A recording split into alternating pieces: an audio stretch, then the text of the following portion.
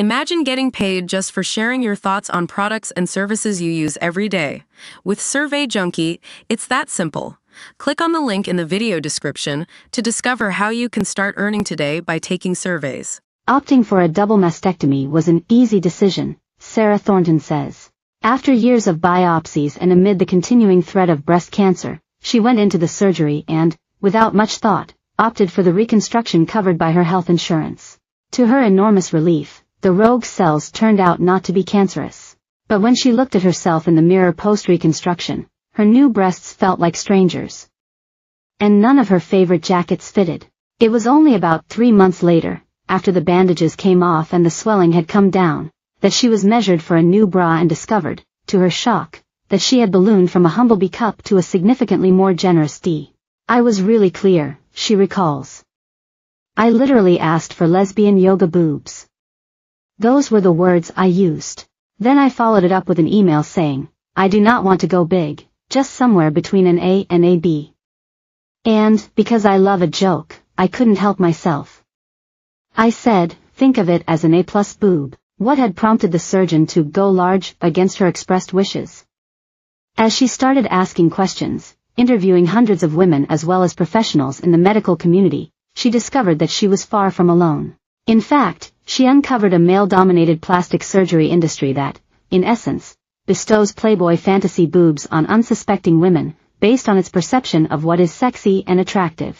Fewer than 18% of active plastic surgeons in the U.S. are women, while more than 90% of the clientele is female. And, until 2022, breast augmentation was by far the most common procedure performed globally.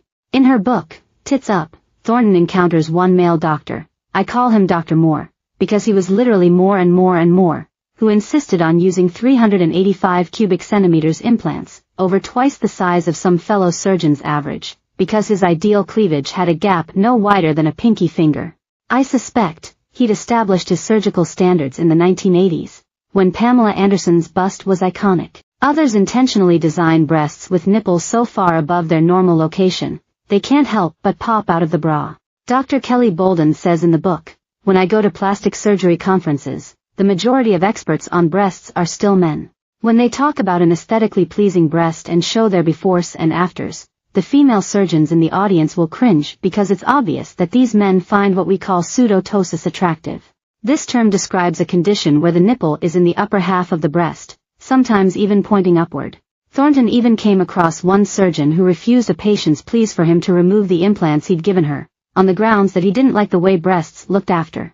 My results are my calling card, he is reported as saying, and I don't want my name on that. In contrast, Thornton believes her own doctor was just doing his best, in the face of a flawed industry standard. There's a whole profession who write papers, who agree literally on measurements, like the distance between the sternum and the nipple and the areola, and what's the right size of areola. It's about a professional standard of beauty, and a professional standard of what is the norm. This is bigger than individual, personal predilections. It is about the male domination of an industry. Adding of her own reconstruction, objectively, this was an excellent result. Unfortunately, my doctor was engulfed in a whole profession that created these protocols and measurements and standards that are at odds with a lot of women's desires for their own athletic self or their own small-chested self. Her findings are echoed by Dr. Elizabeth Potter, who describes how, during her training at UT Southwestern, the choice to go flat after mastectomy and not have reconstruction was considered a sign of poor mental health by her majority male colleagues. She says in the book, the male faculty were focused on what they personally found sexy and appealing. Natural breasts were criticized. Artificially inflated ones were glorified. They commended the surgeon who asked the husband about sizing up the implants while the wife was asleep. Personally, Thornton adds wryly, I would never have my plastic surgery done by one of my husband's golfing